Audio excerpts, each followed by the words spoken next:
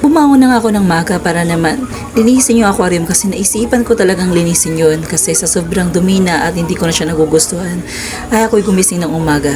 Tapos syempre, bago ako gumising ng umaga ay yun, kakain muna ako. Tara, samahan niyo ako. Ibabangon na rin po ako. At syempre, bago ang lahat, i-flex ko muna si Katie. Ayun, sa lamisa ko, oh. Kasama ko siyang natulog dito sa room ko. Kaya masing-masay na rin ako dahil may katabi na rin ako. Si Katie talaga, oh, ang gulo. Charot-charot lang. Ang aking Katie pala yung betta fish na favorite ko. O yung napili ko din na alagaan, betta fish. Kasi simpleng alagaan, hindi na kailangan ng oxygen operator pa. Kaya kung gusto niyo mag-order or mag-alaga ng ganyan, PM niyo lang ako kasi bibigyan ko kayo ng ganyan. O, diba? Ganyan si Katie, oh. Si Katie ay napakalambing niya sa akin, lalo na pag kinakausap ko siya. At sumusunod naman siya. Kaya sabi ko, Kitty, baka naman Kitty, kiti-kitihin mo ako. Charot lang. So for today's video mga fish, yan pala ang alaga ko dito sa room ko. Siya yung nilagay ko dito kasi siya yung napili ko. Kumbaga meron din ako napili yung kulay red, pero dalawang kulay red yung napili ko at may kulay violet pa. Actually hindi lang si Kitty ang aking alaga, kundi marami pa po akong alaga, lalo na yung mga fish na nandoon sa ilog. Oo, sa may ilog namin kasi halos sila naman sila ay nanagaan ko. Syempre, iba naman yung pet mo talaga. So, yan, that moment, ay, grabe, selfie-selfie muna tayo. At yan, kahit paano, ay nakapagmulat tayo. Grabe talaga, no? Kaya nakapag-isip na rin ako na puntahan ko yung sa kabila. At flex ko muna ito si Katie. Si Katie talaga kasi ang gulo niya eh. Gusto niya nilalaro siya. Ganyan ang alaga ko mga ka-fishda. Kaya kung gusto niyo mag-alaga ng ganyan, ay subukan nyo na kasi malambing din sila tulad ko. Grabe naman ka-fishda, no? So, ang ganda ng kulay niya pala kasi napili ko siya kasi may pagka-white, pinkish at red. Oo, ganyan talaga. Kaya, yun, nasubong ako mag-alaga simulan pagkabata ko at hanggang ngayon. Grabe talaga. Oo, hindi kayo nagkakamali kasi pag nag-alaga kayo nito, hindi siya high maintenance. Nasa low maintenance lang pala ito mga ka-fishda. Kaya kung sinasabi ko sa inyo na mag-alaga kayo nito, ay mag-alaga na rin kayo. Grabe talaga, no? And for today's video, dahil na napakapag-isip ako para i-flex-flex muna itong si Katie na to, ay, grabe. Samantalang si Katie ay magulong-gulo dito sa loob. Actually, si Katie hindi ko pa siya nakapalitan ng aquarium niya. Pero, yun, nag-order na rin ako at antayin ko na lang pagdating ng ating aquarium. So, nga ating aquarium ay in-order ko rin po yan. Kasi, syempre, galing sa Vietnam. Charot lang! And for today's video, dahil nga, kakain na rin tayo. At ayun na nga, syempre, bago ang lahat ay magigising na ako at babangon na rin ako. Pagkabungad ko dito sa camera, ay nagpa-selfie tuloy ko. Charot lang, umabaho ang kilikili ko. Ganyan tayo. Tapos flicks ng muscle. Grabe talaga, di ba? And for today's video, dahil naisipan kong kakain, ay kain na po tayo. At bago ang lahat pala, syempre magmumug muna ako. Hindi na nga ako nag-toothbrush niyan. Charot lang. Syempre, una nag-toothbrush ako pero hindi ko na pinakita sa inyo. Nagmubuglag muna ako kasi, alam niyo naman, di ba? Bagong bunod lang tayo. Baka naman dumugo ang ating ngipin. Mahirap na. Baka babalik tayo sa dental natin. Oo, sabi nga ng dental sa akin, sabi ni doc sa akin, alaga mo yung ngipin mo kasi maganda. Tapos, yung mga medyo hiwalay-hiwalay dyan, yung one set apart, pwedeng ipas daw. And for today's video, dahil nga tapos natin tayo, ang susunod natin ay kakain na rin tayo. Ganyan ako kabilis magmumog. Grabe, no? Nagmumog pa kasi ako kasi in-enjoy ko talaga yung pagmumog ko dyan. And for today's video, dahil nga ever-flex ang aming kusina, tara, flex ko muna sa inyo. Tapos kumuha rin ako ng plato para sabay niyo akong kumain. Alam niyo ba ang pagkain ko ngayon? Ay, hindi pala alam. Sa flex na rin po pala. So, may gulay kami, may pakbet, tapos may, hindi ko alam kung ano to. Basta, niluto ni mama, tapos syempre, kakain na rin tayo kasi gutom na ako. Tara, samahan niyo ako.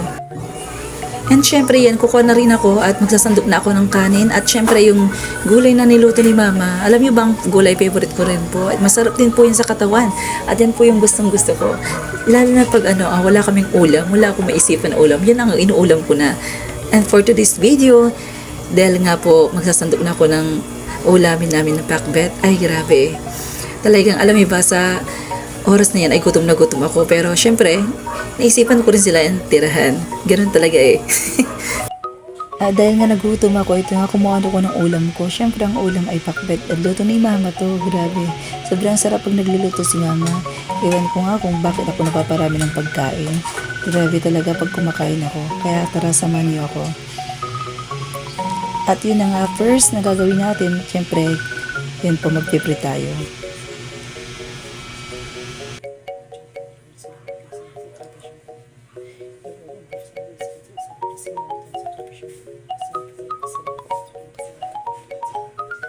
And for today's video, dahil nga tapos na tayong naglinis ng aquarium.